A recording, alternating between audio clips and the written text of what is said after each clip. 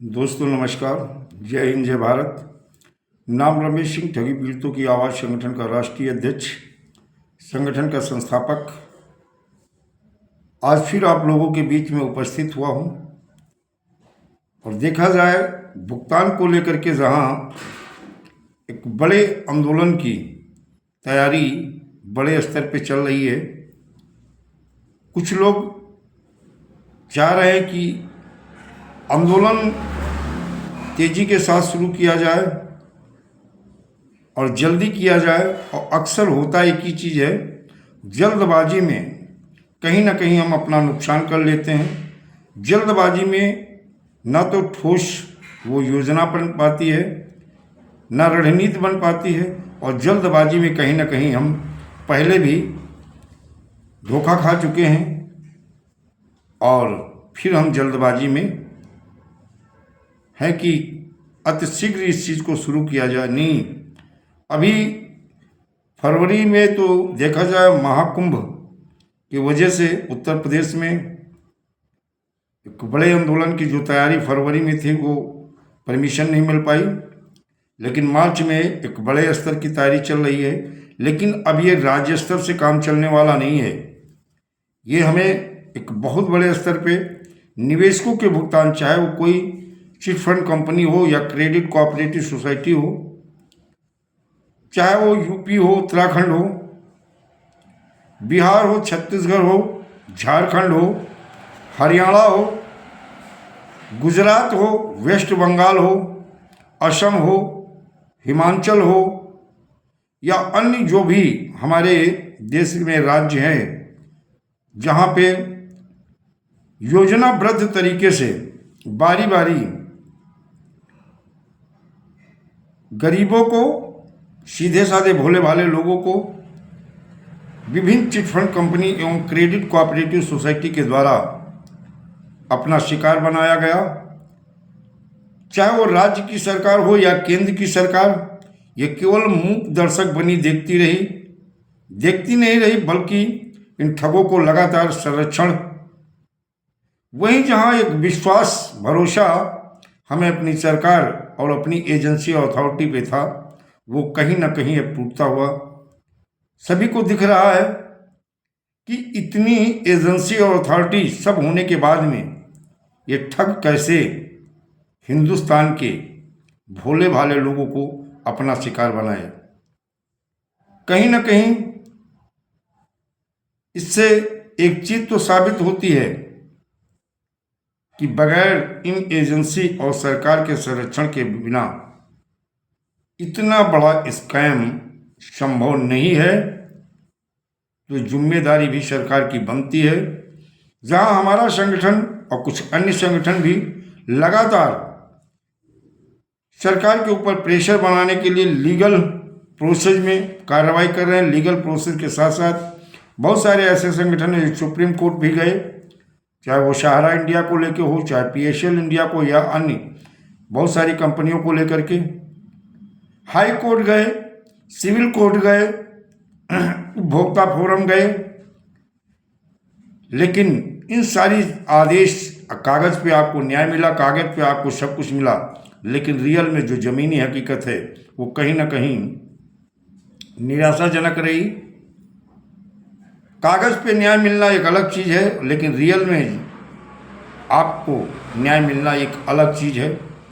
अक्सर देखा जाए, चाहे अथॉरिटी रही हो, चाहे एजेंसी रही हो, चाहे सरकार रही हो, इनकी करनी और कथनी दोनों में बहुत बड़ा अंतर था।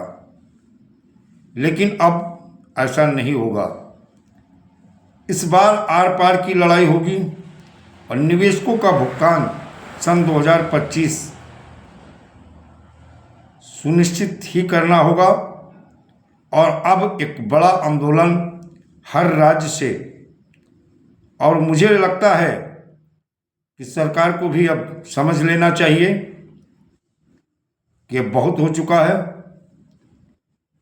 जनता मूर्ख नहीं है, बेवकूफ़ नहीं है, निवेशक भी समझ रहा है, कार्यकर्ता भी समझ रहा है, और समझ अब सभी रहे हैं कि बारी बारी आप ऐसी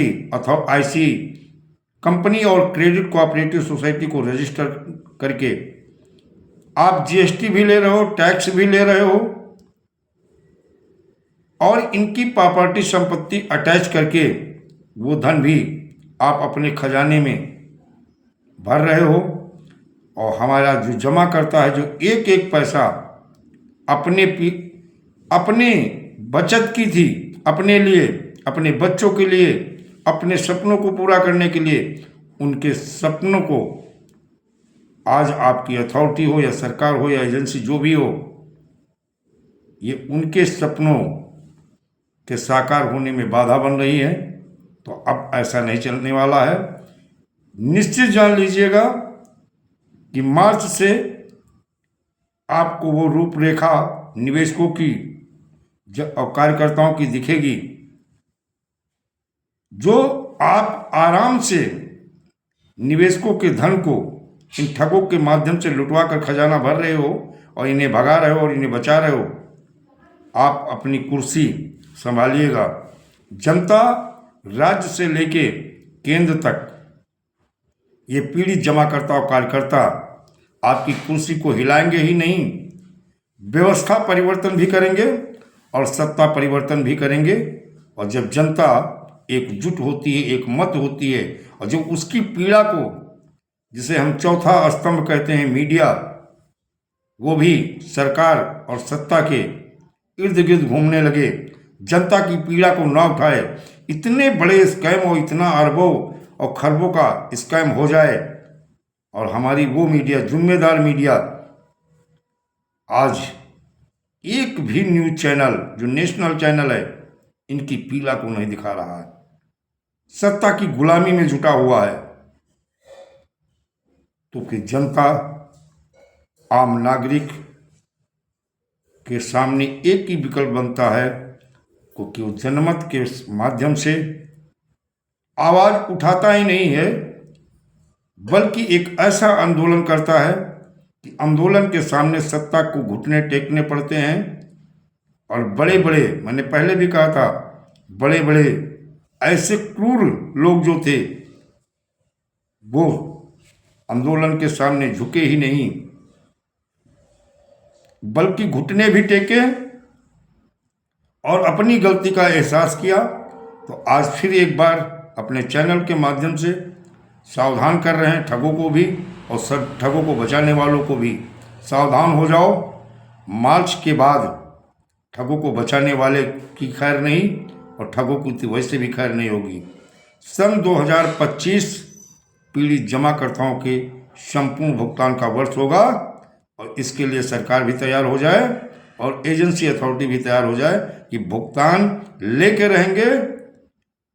अब दुनिया की कोई ताकत नहीं रोक पाएगी। जय हिंद, जय भारत, वंदे मातरम।